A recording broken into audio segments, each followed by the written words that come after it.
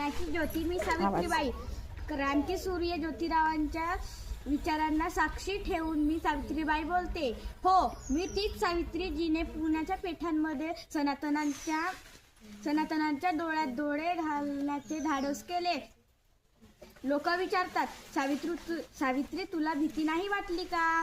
मी म्हणते, भीती तर त्यांना वाटायला हवी होती ज्यांना एका स्त्रीच्या हातात पाटी पेन्सिल पाहून आपला धर्म धोक्यात वाटत होता.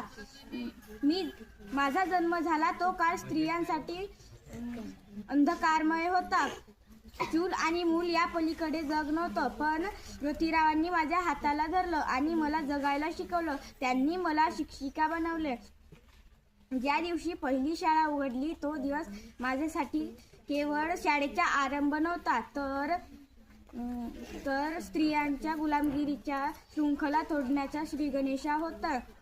रस्त्याने जाताना लोक माझ्या अंगावर चिखल फेकायचे, शिव्या द्यायचे, पण मी ते शांतपणे सहन करायचे. कारण मला ठाऊक होतं की प्रत्येक चिखलाचा गोळा उद्या गुलालात रूपांतरित होणार आहे. आज 2026 मध्ये भारताच्या आणि महाराष्ट्राच्या प्रत्येक शाळेत मुलींना हसताना, खेळताना आणि शिकताना बघते, तेव्हा मला त्या चिखलाची मुळीच खंत वाटत नाही. आम्ही केवळ पुस्तकं वाचायला शिकवलं नाही, तर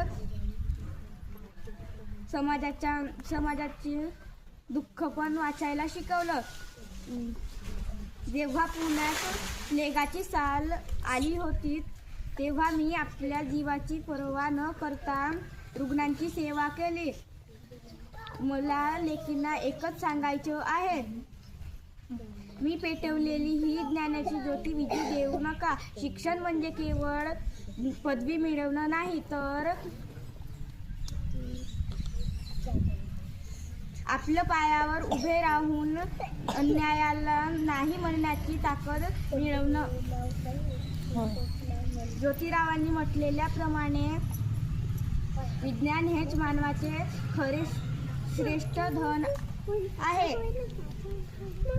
चला उठूया, शिकूया आणि समाज अधिक सुंदर आणि समतावादी बनवूया. जय जय ज्योती, जय क्रांती. धन्यवाद.